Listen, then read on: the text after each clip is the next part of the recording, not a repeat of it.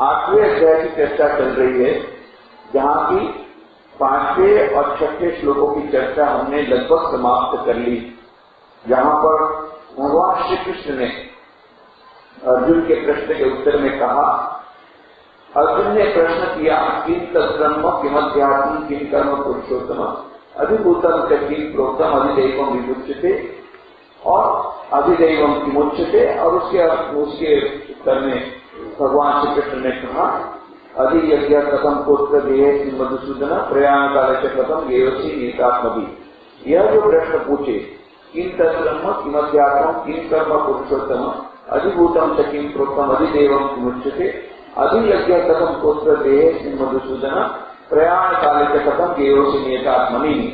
ये जो प्रश्न पूछे अर्जुन के, उसके उत्तर में भगवान ने कहा, अक्षरम ब्रह्म परमम स्वभावोद्यासुच्यते भूत भावोद्भव करो विसर्ग कर्म संगीता अधिभूतम सर्वभाव पुरुष दैवतम अधियज्ञमेवात्र देहे देह कृतांबर। ऐसे लगभग सभी प्रश्नों का उत्तर हो गया, केवल एक प्रश्न का उत्तर बचा कि जो आपने कहा था कि प्रयाण काले से प्रथम गेहो से नीतात्मभि। आपने कहा था पिछले अध्याय में कि प्रयाण काल के समय, प्रयाण करते समय मुझे प्राप्त होते हैं, वो किस प्रकार से प्राप्त होते हैं, तो इसकी व्याख्या करते भगवान श्री कृष्ण कहते हैं, अंत काले च मामेव स्मरण मुक्त्वा कलेवरम यह प्रयाति समद्भाव याति नास्ति संशय। और जो व्यक्ति अंतकाल में मेरे को स्मरण करता हुआ शरीर को त्याग कर जाता है, वो मेरे साक्षात स्वरूप को प्राप्त होता है, इसमें संदेह कुछ भी नहीं है। Do not keep any doubt, बिल्कुल संशय मत रखो, निसंशय निसंदेह ऐसा होता है। यदि कोई व्यक्ति अंतकाल में मुझे स्मरण करता हुआ अपनी देह को त्याग देता है, तो वह सचमुच अवश्य मुझको ही प्राप्त होगा, उसे ईश्वर की प्राप्ति अवश्य होगी, उसकी फिर दुर्गति नहीं होगी, उसे यमलोक में नहीं जाना पड़ेगा, नरक में नहीं जाना पड़ेगा, दूसरे किसी लोक में नहीं जाना पड़ेगा। वह स्वयं उसकी मानो direct flight, no hopping flight, direct flight भगवान के पास। यह कितना बड़ा एक आश्वासन भगवान श्री कृष्ण कहते हैं, अंत काले से मामेव स्मरण मुक्त्वा कलेवरम यह प्रयाति समद्भाव याति नास्ति संशय। बिल्कुल संशय मत रख, निसंदेह वह मुझे प्राप्त होता है। ये कितनी बड़ी आशा की वाणी कि अंत काले जो किया है।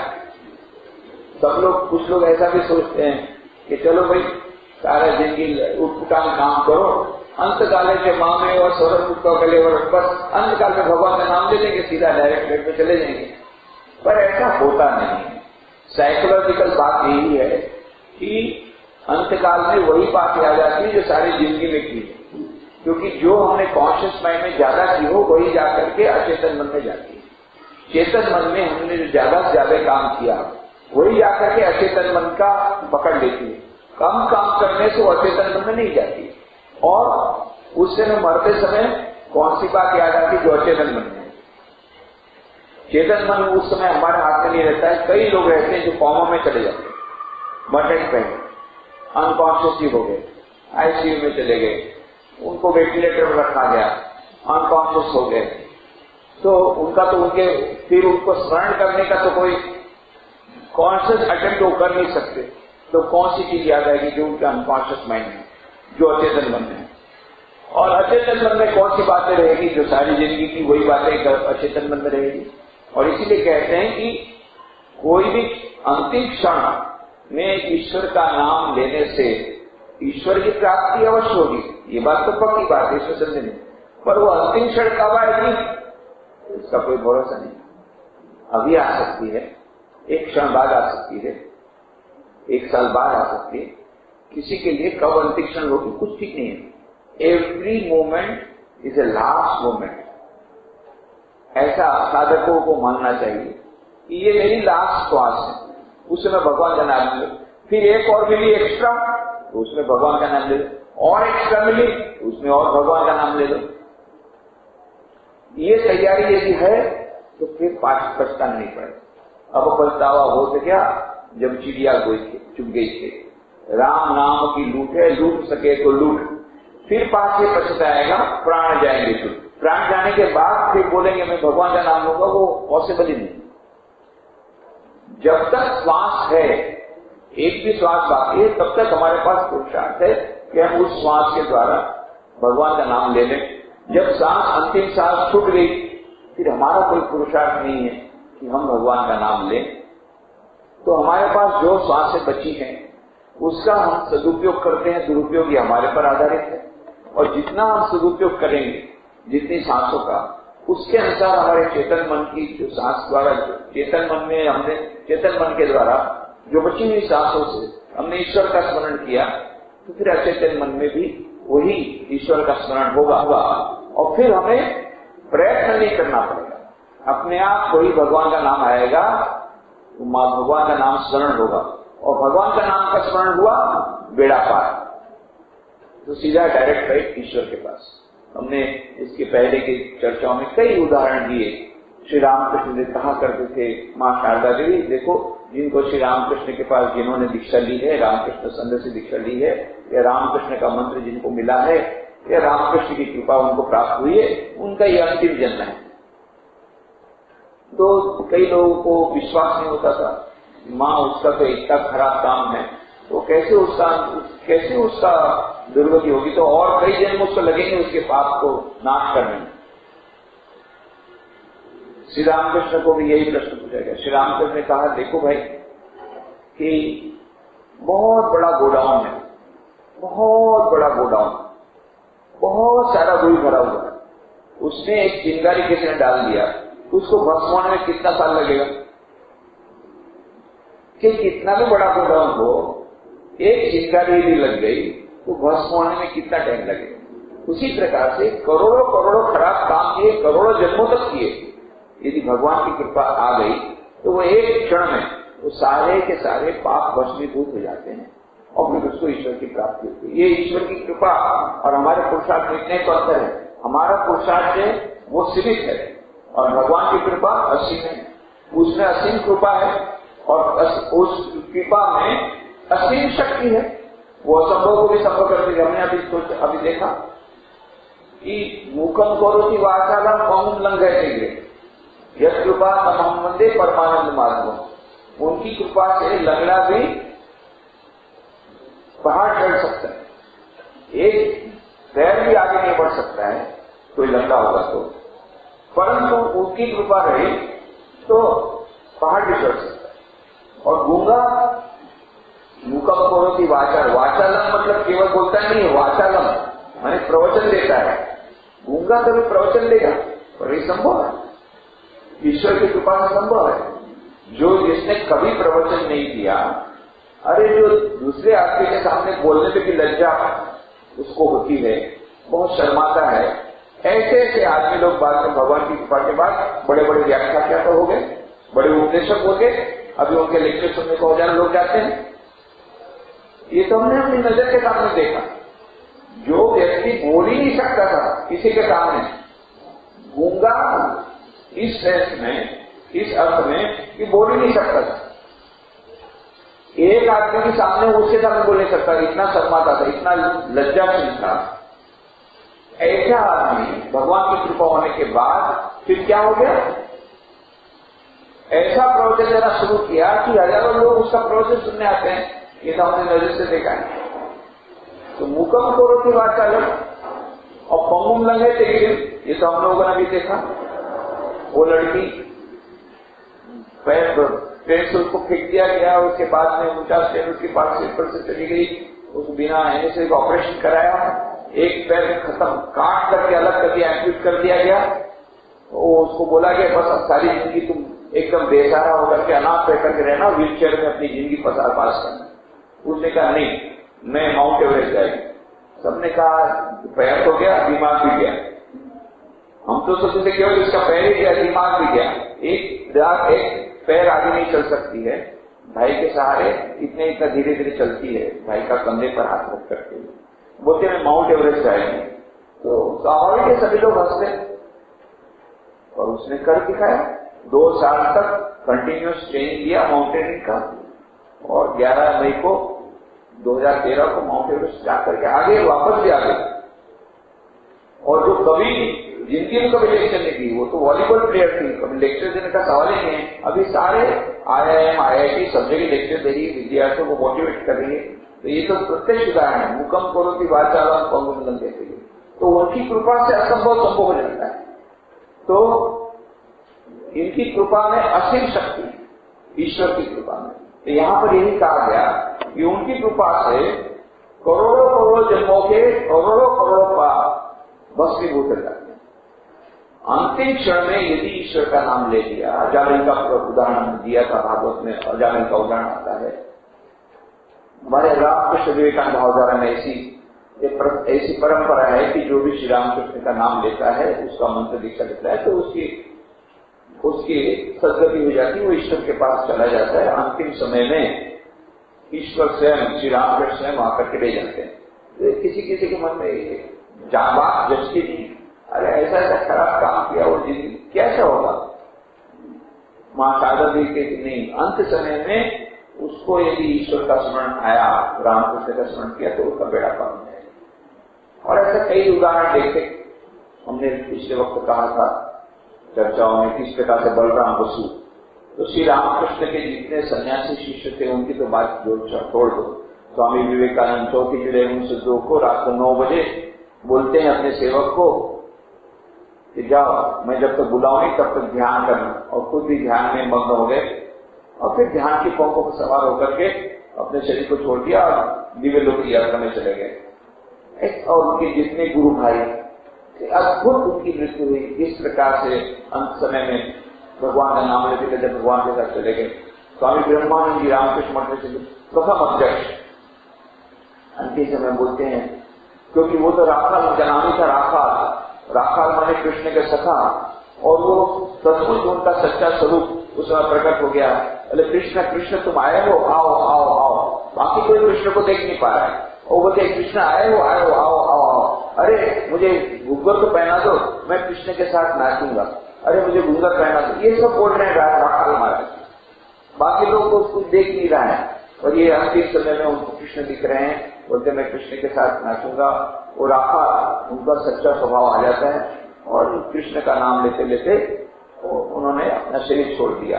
ऐसे कितने सारे रामकृष्ण देव के सन्यासी शिष्यों की तो बात छोड़ दीजिए, उनके गृहस्थों की बात, गिरीश चंद्र घोष जिन्होंने कहा था मैंने जितने शराब पी के ऊपर चढ़ाओगे तो माउंट एवरेस्ट के ऊपर चली जाएगी। कवि थे, इसलिए कवि की भाषा में बोलते थे। ये इनका कैसा महान, भगवान का नाम लेते, रामकृष्ण का नाम लेते उन्होंने शरीर त्याग दिया। मार्च रामकृष्ण वचनामृत का अंतिम प्रूफ उन्होंने देखा। पौराणिक काली पूजा का दिन था, 1932 की बात है लगभग, और पौराणिक काली पूजा के दिन अंतिम जो रामकृष्ण वचनामृत का अंतिम भाग जो है 5वां भाग बंगला में, उसका अंतिम प्रूफ देखा।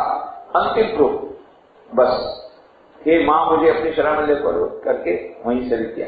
मानो इसी काम के लिए आए थे। मां का नाम लेते लेते, ठाकुर का रामकृष्ण का नाम लेते लेते दिव्य लोक की यात्रा उन्होंने की।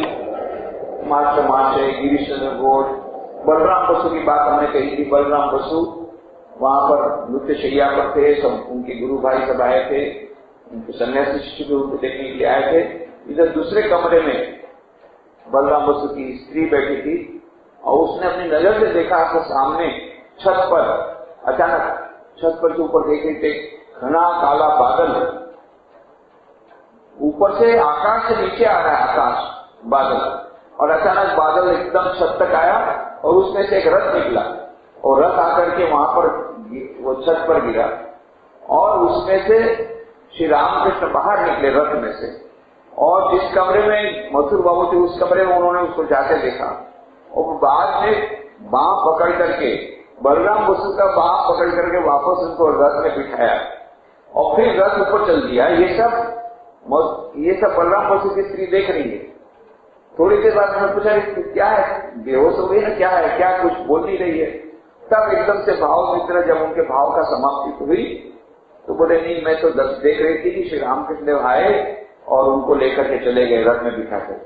तब पता पड़ा उसी समय वहां पर बलराम बसु का शरीर चला गया, उनका शरीर पड़ा हुआ है, स्थूल शरीर तो पड़ा हुआ है और सूक्ष्म शरीर को लेकर के तो रामकृष्ण देव रथ में बिठा करके चले गए। ये इसने यहाँ देखा और वहां शरीर निश्चेष पड़ा हुआ है। उसी समय उनकी मृत्यु हुई बलराम बसु। तो ऐसे तो कितने सारे उदाहरण हैं। रसिक मेहतर की हमने बात कही थी। रसिक मेहतर झाड़ू लगाता था दक्षिणेश्वर में, उसी के घर में जाकर के रामकृष्ण देव ने रात के अंधेरे में जाते थे। स्वामी विवेकानंद कहते हैं ना, मेरे गुरुदेव ऐसे थे जिनको अहंकार का लेश मात्र नहीं था और कैसी कैसी उन्होंने साधना की अपने अहंकार का लेश मात्र को निकालने के लिए। वो जो ब्राह्मण का कोई अहंकार न रहे, इसलिए रात के अंधेरे में, क्योंकि कोई उनको बोलते थे मुझे नाली साफ करने दो, मुझे ये लैट्रिन साफ करने दो, तो कोई नहीं देता था। इतने बड़े पुजारी रामकृष्ण परमहंस में तो काली के इतने महान उपासक, अभी भगवान के अवतार ऐसा कोई भी समझा नहीं था उनको। ऐसा ही समझते थे कि काली के महान भक्त हैं, माँ काली के महान उपासक हैं, काली के पुजारी हैं, इतना ही लोग जानते थे। जो भी हो, इतने बड़े पुजारी, इतने उच्च ब्राह्मण परिवार के, और वो उनको कैसे देंगे।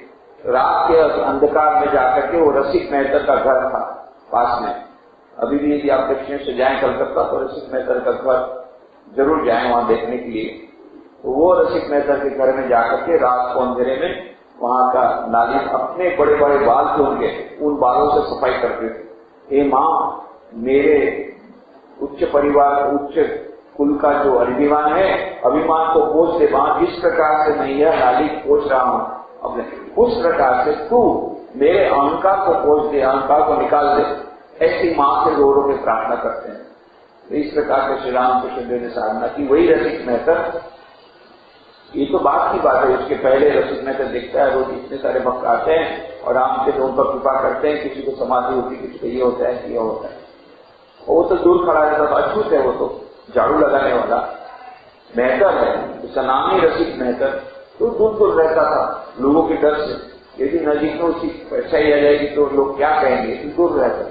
एक बार देखा जाओ कला से श्री रामकृष्ण आ रहे हैं, उसने कैसे भी करके हिम्मत करके साष्टांग प्रणाम किया और उन्हें लग गया, प्रभु मेरा क्या होगा, आप सब पर तो कृपा करते हैं।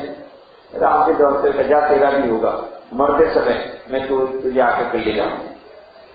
बस रसिक मेहतर आनंद में आ गया। और सचमुच में जब उसके मृत्यु का समय आया, उसने कहा देखो बाबा मुझे लेने के लिए आए हैं, मेरे खटिया को वहां ले जाओ। तो कमरे में से खटिया, बाहर एक आंगन था, आंगन में एक तुलसी का पेड़ था, उस तुलसी के पेड़ के पास में उसकी खटिया को रखा गया। और वो बोल रहा है बाबा तुम आए। पिताजी पंडित श्री रामकृष्ण को बाबा के जो पुकार, बाबा तुम्हें ऐसे छो, बाबा तुम्हें ऐसे छो, बाबा तुम आए, पिताजी तुम आए। बाकी कोई देख ही नहीं पा रहा है। वो कहते, वो देख रहा है कि रामकृष्ण आए, बाबा तुम्हें ऐसे छो। वो आकर के रामकृष्ण रसिक के सूक्ष्म देह को लेकर के चले गए। इन लोगों को किसी को पता नहीं पड़ा, पर ये रसिक मेहतर खुद बोलता है बाबा तुम ऐसे छो, पिताजी तुम आए, तुमने अपना वचन रखा, तुमने कहा था आगे समय मैं आकर के ले जाऊंगा। तो यह जो श्री भगवान श्री कृष्ण ने हजारों वर्ष पूर्व यह जो घोषणा की है, वो आज तक वह प्रॉमिस ठीक है भगवान का। अंत काले से माने व स्मरण मुक्त्वा कलेवरम यह प्रयास समद्भावम याति नास्तित्व संशय। इतना संशय बिल्कुल मत रख अर्जुन कि मैं अंत समय में मेरे को यदि याद करेगा तो मैं उसको अपने साथ ले जाऊंगा। तो ऐसे कई उदाहरण हैं। रसिक मेहतर तो श्री रामकृष्ण के समय दक्षिणेश्वर का वह झाड़ू पोछा करता था, मेहतर था। पर हमने अपनी आंखों से देखा, अपनी आंखों से, जो हम लोग जब वहां पर बेलूर मठ में थे, तो बेलूर मठ में एक नाई था, नाई, नापिक बंगला में बोलते हैं, हिंदी में बोलते हैं नाई, हजाम, गुजराती बोलते हैं हजाम। तो ये उस समय बेलूर मठ में एक ही हजाम था, अभी 2-3 है, क्योंकि संख्या बढ़ गई सन्यासियों की। उस समय तो कम थे संख्या, हमारा भी पॉपुलेशन बढ़ रहा है, अभी भी डिमांड तो बहुत है, पर उसकी जगह सप्लाई कम है। पर पहले से सप्लाई 3 गुना हुई, 4 गुना हुई, पर डिमांड 10 गुना होगी, जो भी होगा। तो अभी तो 2-3 नाई है, पर उस समय एक ही नाई था। हमने उसको देखा, उस समय बूढ़ा हो गया था वो। तो करीब करीब 60 साल की सारी जिंदगी, कम उम्र का था तभी वो आया था बेलूर मठ में। तो एक मुंडन करता था, हजारों साधुओं का हजारों बार मुंडन किया होगा। वो काम ही था मुंडन करने का, खट खट खट खट इतना जल्दी कर देता था कि बातें तो हैबिट हो गई। 50 साल खट खट खट खट 2 साल 5 मिनट में फटफट पूरा ये कर देता था। और 60 साल का वो सीनियर प्रेसिडेंट महाराज, कितने सारे प्रेसिडेंट महाराज का मुंडन किया। और हर साल जितने लोग नए संन्यास लेते उनका मुंडन करना पड़ता, मुंडन विधि करनी पड़ती। ऐसे कितने लोग का उन्हें संन्यास दीक्षा उसने दे दिया। संन्यास दीक्षा के पहले सबको मुंडन करा, वो मुंडन उसने किया। वो अपना रुआब में रहता था, अरे तुम लोग आज के ब्रह्मचारी हो, कितने साधुओं को मैंने मुंडन किया है, उनको संन्यास दीक्षा मैंने दिए, तुम लोग कल के छोकरे। हमको डांटता था, इतना उसका पावर थे। क्योंकि प्रेसिडेंट महाराज को प्यार करते थे, पेशेंट बुला करके उसको प्रसाद देते थे। तो धीरे धीरे वो इतना प्यारा हो गया सबका, और उसका जीवन भी वैसे ही था। रोज सुबह मंगल आरती में नहा धोकर के 4 बजे मंदिर में बिल्कुल मंगल आरती में जाता, मंत्र दीक्षा भी लिया था विद्यानंद जी महाराज के पास, रामकृष्ण मठ के 6वें अध्यक्ष, उनके पास से उसने दीक्षा लिया था।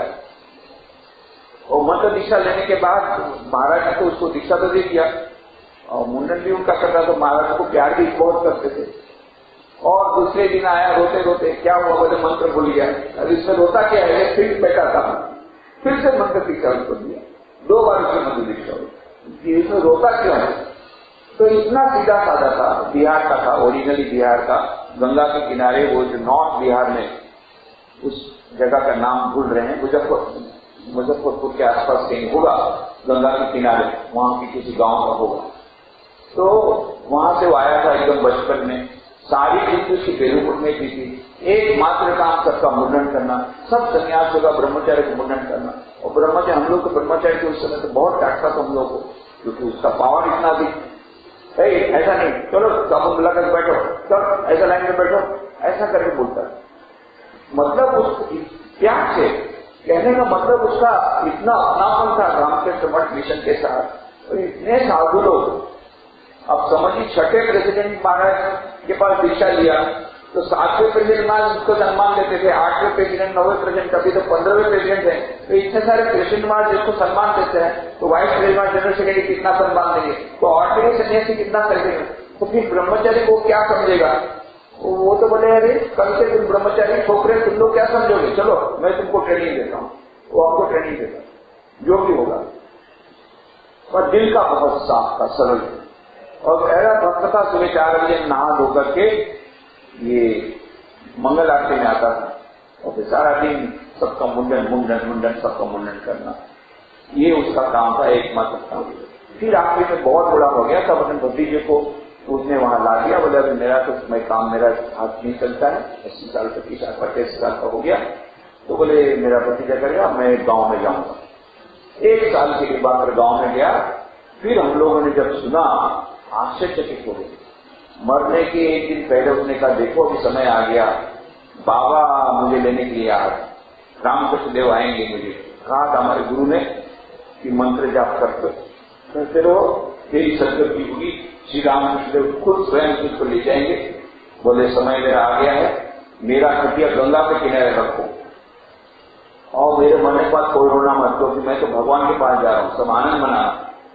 और इस प्रकार से एकदम सज्ञान अवस्था में मंत्र का जाप करते करते, भगवान का नाम लेते लेते, गंगा के किनारे खटिया पर उसने अपना शरीर छोड़ा। अच्छा, ये जो इतने सारे लोगों ने भगवान का नाम लिया मरते समय, तो इनकी सदगति हुई, ऐसा लगता। तो उन्होंने उनके ऐसे व्यवहार से लगता है बाबा तुम आए हो, तो हमको लगता है कि हाँ आए होंगे, और उसका दूसरा कोई एविडेंस कुछ है क्या? तो हम लोग जब जैसे बताया, कोई भी सन्यासी बनता है यहाँ पर रामकृष्ण मठ मिशन में, तो उसके पहले उसको 9 साल का ट्रेनिंग लेना पड़ता है। 9 साल की ट्रेनिंग में 2 साल ट्रेनिंग कम से कम बेलूर मठ में लेना पड़ता है। वहां पर सभी सब्जेक्ट में एग्जामिनेशन होती, परीक्षा भी होती, सब कुछ होता है। सभी शास्त्रों का अध्ययन करना पड़ता है, और भी बहुत सारी वस्तुओं का अध्ययन करना पड़ता है, दूसरे धर्मों का भी अध्ययन करना पड़ता है। तो ये 2 साल आपको ट्रेनिंग में रहना पड़ता है। वैसे तो 9 साल की ट्रेनिंग, 2 साल की तो ट्रेनिंग वहां बेलू मठ है। तो उस समय ट्रेनिंग में हम लोग को तो बहुत सारी प्रकार की ड्यूटी रहती है, मंदिर में सफाई करना, ये करना, वो भी थोड़ा थोड़ा रहता है। एक ड्यूटी ये भी रहती है सभी के लिए, जो लोग वैदिक चैंटिंग अच्छा जानते हैं, तो वैदिक चैंटिंग की एक पार्टी रहती है। ये वैदिक चैंटिंग की पार्टी तैयार रहती है। मान लो किसी सन्यासी का शरीर छूट गया, तो उस समय के जमाने में, आजकल तो नया नियम है कि अभी कोई भी सन्यासी का शरीर जाता है तो लगभग उसको बेलू मठ में ही, वहां पर एक जगह है, आप लोगों ने देखा होगा प्रेसिडेंट मार्ग के क्वार्टर के पास में एक जगह है जहां पर ही सभी स्वामीजियों का वहां पर अंतिम संस्कार करते हैं। पर बीच में ऐसी स्थिति थी कि सबको बेलू मठ नहीं लाते थे। कलकत्ता में जो इलेक्ट्रिक फर्नेस, उसमें अग्निदान दिया जाता सन्यासी का। ऐसा हुआ, हम लोग जब ट्रेनिंग सेंटर में थे तो हेक्टिक हो गई, माने 3 सन्यासी की मृत्यु 3 दिन हो गई और 3 दिन हमको वैदिक चैंटिंग के लिए जाना पड़ा। उस समय हम लोगों ने देखा, अच्छा कलकत्ता में सभी जगह क्यों है, ये आप लोग कलकत्ता नहीं जाएंगे तब पता नहीं पड़ेगा। कलकत्ता में हर एक जगह पर क्यों रहता है, ट्राम में बैठना हो, ट्राम की अलग क्यों है, बस में जाना हो उसकी क्यों है, इलेक्ट्रिक ट्रेन में जाना हो उसकी क्यों है, कोई भी चीज खरीदना हो उसकी क्यों है, और हॉस्पिटल में जाना हो उसकी क्यों है, एडमिशन, स्कूल का एडमिशन उसकी क्यों, सब जगह क्यों, लाइन क्यों तो सब जगह मिलेगी आपको, हर एक चीज के लिए क्यों, क्योंकि पॉपुलेशन इतनी अधिक है कलकत्ता में। और मरने के बाद वो इलेक्ट्रिक फर्नेस में जो डालना है उसकी भी क्यों होती है, मुर्दे लंबे लंबे, पूरा 15, हम लोग जब गए तो 15 या 16 मुर्दे की ऐसे लाइन में थे, तो हमारा 17वां नंबर था, तो थोड़ी देर वेट करना पड़ेगा। हम लोग वैदिक मंत्रोच्चार करके वैदिक मंत्रोच्चार कर रहे थे।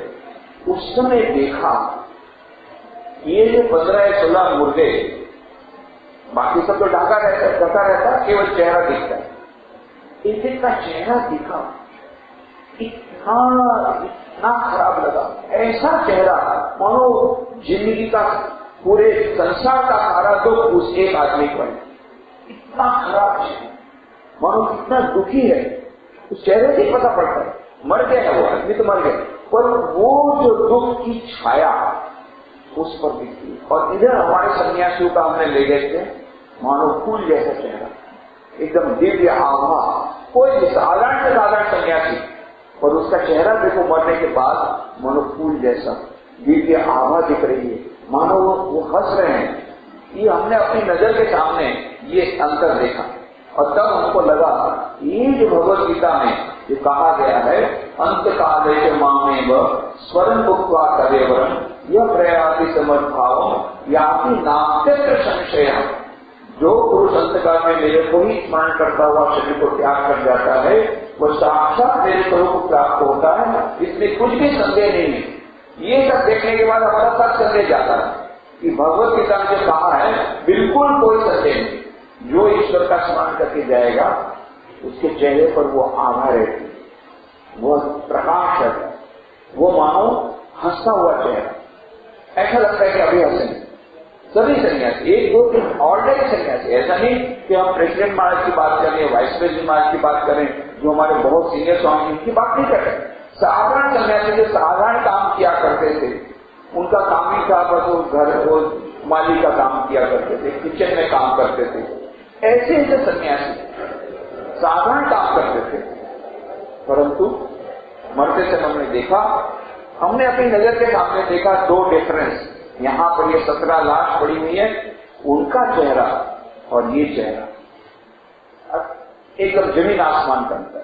और तब हमको लगा कि नहीं, ये जो गीता की बात है, तो सचमुच में जो ईश्वर का स्मरण करते हुए जाते हैं उनकी दिव्य वृत्ति होती है, उनकी वृत्ति अलग प्रकार से होती है, उनका मानो उनका बेड़ा पार हो जाता है, डायरेक्ट ईश्वर के पास जाते हैं। फिर उनको यमलोक की यातना या नर्क की यातना सहन नहीं करनी पड़ती। जो कुछ भी हम सारे जीवन में ऐसा बाहर से लगता है, जो लोग भगवान का नाम लेते हैं, जो भगवान का नाम नहीं लेते, तो कहते हैं तुम लोगों ने क्या किया, तुमने अपना जीवन गंवा दिया, देखो हम लोग कितना मजा कर रहे हैं, और ये मजा तो 2 दिन का है, किसी भी क्षण ये मजा खत्म हो जाता है। उसके बाद उनके मृत्यु के समय उनका जो चेहरा दिखता है, कितना दुख, सब छोड़ के जाना पड़ता है। नई इच्छा है पत्नी को छोड़ने की, बच्चे को छोड़ने की, अपनी प्रॉपर्टी को छोड़ने की, अपने सेफ डिपॉजिट वॉल्ट की चाबी को छोड़ने की, कुछ साथ में नहीं जाता है। सब छोड़ के जब जाना पड़ता है, इतना दुख उनके चेहरे पर रहता है। पर जिन्होंने भगवान का नाम ले लिया उनके सब अटैचमेंट चले जाते हैं, ईश्वर के पास जाते हैं, उनको आनंद होता है। तो ये आनंद उनके चेहरे पर परिलक्षित होता है। उसी से पता पड़ जाता है कि ना ये तो अभी सचमुच ईश्वर के पास गए होंगे, इनके सचमुच ऊर्ध्वगति हुई होगी। तो यह मानो यह जैसे आर्ट ऑफ लिविंग, जैसे आर्ट ऑफ डाइंग, यह आर्ट ऑफ लिविंग हमने पहले ही कहा था। भगवत गीता न केवल आर्ट ऑफ लिविंग सिखाता है, आर्ट ऑफ डाइंग भी सिखाता है। वो न केवल हमको जीने की कला सिखाता है, मरने की कला सिखाता है कि हम कैसे मरें ताकि फिर और जीना न पड़े और मरना न पड़े। पुनरपि जन्मम पुनरपि मरणम पुनरपि जन्मी जठरे शयनम, ये संसार है बहुत दुस्सार है, कृपया पाओ पानी मुरारे भज गोविंदम। ये जो आदि शंकराचार्य कहते हैं बारंबार जन्म और मृत्यु जन्म, इस फेरे से, इस चक्कर में से हमको निकाल देते हैं ईश्वर। यदि हम ईश्वर का स्मरण करते हुए देह को त्याग देते हैं तो सच्ची परीक्षा तो तभी होती है हम सचमुच में धार्मिक है या नहीं। हम कितना भी भगवान का नाम ले, बाहर से लगता है बहुत भगवान का नाम ले रहे हैं, कितनी जगह मंदिर में जा रहे हैं, कितनी जगह उपासना कर रहे हैं, लंबे लंबे समय तक ध्यान कर रहे हैं और कितने सारे उपवास कर रहे हैं, इसका कोई अर्थ नहीं है। ये जो कुछ भी कर लो, मरते समय यदि ईश्वर का चिंतन नहीं हुआ तो वो फिर डायरेक्ट लाइफ नहीं मिलेगी, फिर वो पुनरपि जन्म पुनरपि मरणम। तो यहाँ पर भगवान श्री कृष्ण न केवल art of living, art of dying हमको बता रहे, इस प्रकार से मरे ताकि फिर हम तो ये चक्कर में न आना पड़े, इस प्रकार से मरे ताकि फिर मृत्यु का सामना कभी न करना पड़े, इस प्रकार से मरे यमराज के पास न जाना पड़े, इस प्रकार से मरे कि डायरेक्ट फ्लाइट होकर के डायरेक्ट भगवान के पास पहुंच जाए। ऐसी सुंदर व्यवस्था, ऐसा सुंदर उपदेश, अमूल्य उपदेश भगवान श्री कृष्ण कहते हैं। और उनको मालूम है ये आधुनिक मानव है, ये संशयग्रस्त है, वो उसको थोड़ा तो संशय रह जाएगा, अरे ये कहते भगवान को क्या ऐसा सचमुच होता है, इसलिए क्या कहते हैं भगवान, न याति अत्र संशय न अस्ति, इसमें कुछ भी संशय नहीं है। अत्र संशय नास्ति, इस बात में कोई संशय नहीं है। अवश्य, बात में कोई संदेह नहीं कि अवश्य वो ईश्वर को प्राप्त होता है। ऐसे बहुत सारे उदाहरण हमने पहले भी बताए थे और बाद में भगवान श्री कृष्ण बताएंगे जो ईश्वर का स्मरण नहीं करते हैं उनकी क्या गति होती है भी बताएंगे। और अब हम लोगों को क्या करना चाहिए ये भी भगवान श्री कृष्ण बताएंगे। तो इसकी चर्चा हम लोग अगले रविवार को करेंगे। आज में समाप्त करेंगे।